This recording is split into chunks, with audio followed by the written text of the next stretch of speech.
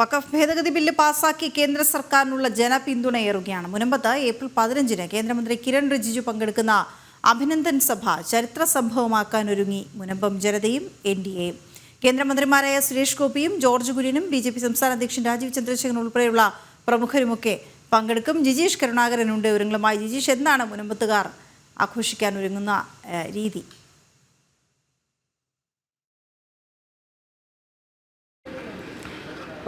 വീണ, മുനമ്പത്ത് ജനതയുടെ അത് ഏറ്റവും വലിയ ഒരു ആവശ്യമായിരുന്നു. അല്ലെങ്കിൽ അവർ കഴിഞ്ഞ കുറേ നാളുകളായി സമരരംഗത്ത് തുടർന്നതും ഒരു സഹന സമരത്തിൽ മുന്നോട്ട് പോയതുമെല്ലാം തന്നെ ഒരേ ഒരു ആവശ്യം പ്രധാനമായും ഉയർത്തിക്കൊണ്ടായിരുന്നു. കാരണം വഖഫ് ഭേദഗതി ബില്ലിലൂടെ തങ്ങളുടെ പ്രശ്നങ്ങൾക്ക് അല്ലെങ്കിൽ തങ്ങളുടെ ഭൂമി അധിനിവേശ ശക്തികൾ കൈയടക്കുന്ന ഒരു സ്ഥിതിവിശേഷത്തിന് പരിഹാരമുണ്ടാക്കണം എന്നത് തന്നെയായിരുന്നു. അതിനുവേണ്ടിയാണ് കേന്ദ്ര സർക്കാരും മുന്നോട്ട് പോയിരുന്നത്. അങ്ങനെയാണ് ലോക്സഭയിലും രാജ്യസഭയിലും ആ ബില്ല് പാസ്സാകുന്നു, രാഷ്ട്രപതിയുടെ അന്തിമ തീരുമാനത്തിലേക്ക് നീങ്ങുന്നു. ഈ ഒരു ഘട്ടത്തിൽ വലിയ ഒരു പിന്തുണ തന്നെയാണ് കേന്ദ്ര സർക്കാരിനും ഒപ്പം തന്നെ കേരളത്തിൽ നിന്നുള്ള കേന്ദ്രമന്ത്രിമാർക്കും എല്ലാം മുനമ്പത്തെ ജനതയിൽ നിന്ന് ഉണ്ടാകുന്നത്.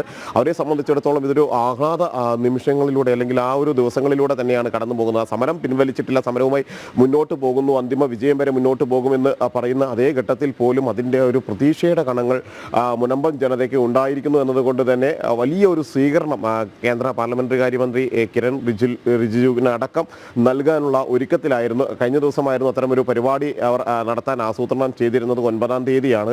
എന്നാൽ കേന്ദ്രമന്ത്രിക്ക് അവിടെയുള്ള മന്ത്രിസഭാ യോഗത്തിൽ പങ്കെടുക്കേണ്ടതുണ്ട് എന്നതുകൊണ്ട് തന്നെ ആ ഒരു ദിവസം മാറ്റിവെക്കേണ്ടി വന്നു. പിന്നീട് 15-ാം തീയതിയിലേക്ക്, ഏപ്രിൽ 15-ലേക്ക് മാറ്റിയിരിക്കുന്നു. ആ അഭിനന്ദൻ സഭ അത് എന്തുകൊണ്ടും ഏറ്റവും പ്രധാനപ്പെട്ട അല്ലെങ്കിൽ വലിയൊരു ആഘോഷ നിമിഷം തന്നെ ആക്കാനാണ് മുനമ്പം ജനതയും മുന്നോട്ട് വരുന്നത്. കാരണം NDAയുടെ നേതൃത്വത്തിലാണ് ഈ ഒരു പരിപാടി സംഘടിപ്പിച്ചിരിക്കുന്നത് എങ്കിൽ കൂടി മുനമ്പത്തിൻ്റെ വിവിധ ഭാഗങ്ങളിൽ നിന്നുള്ള ആളുകൾ ഈ ഒരു പരിപാടിയിലേക്ക് എത്തുമെന്ന് സംഘാടകർ അറിയിച്ചിട്ടുണ്ട്. പ്രത്യേകിച്ച് നിലവിൽ സമരരംഗത്ത് തുടരുന്ന ആളുകളുണ്ട്, സമരപ്പന്തലിൽ തുടരുന്ന നിരവധി സമര നേതാക്കളുണ്ട്. ആ സമര നേതാക്കളും സമരപ്പന്തലിൽ തുടരുന്ന ആളുകളെല്ലാം തന്നെ അവിടെ എത്തിക്കൊണ്ട് വലിയ ഒരു സമരത്തിലേക്കും ഒരു അഭിനന്ദൻ സഭയിലേക്കും തന്നെയാണ് ഇതെല്ലാം തന്നെ നീങ്ങുന്നത് എന്നാണ് ഈ ഒരു ഘട്ടത്തിൽ വ്യക്തമാകുന്നത്.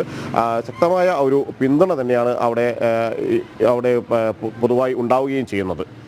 ഓക്കെ, ശരി ജിജീഷ്.